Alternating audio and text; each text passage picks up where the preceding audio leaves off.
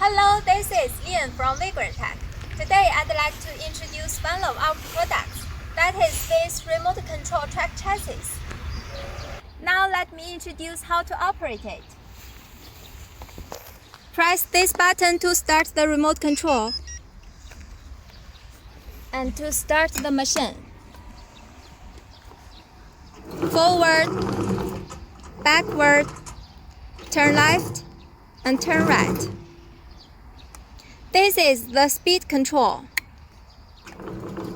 Low speed,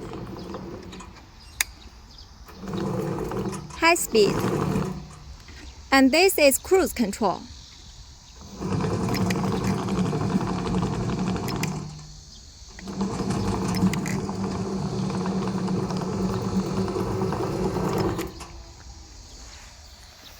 Here is the emergency stop button.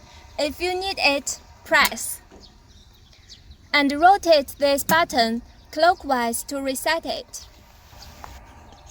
Turn off the machine. Turn off the remote control. That's all. Thank you. If you are interested in this product, welcome to contact us. Thank you for watching. Bye.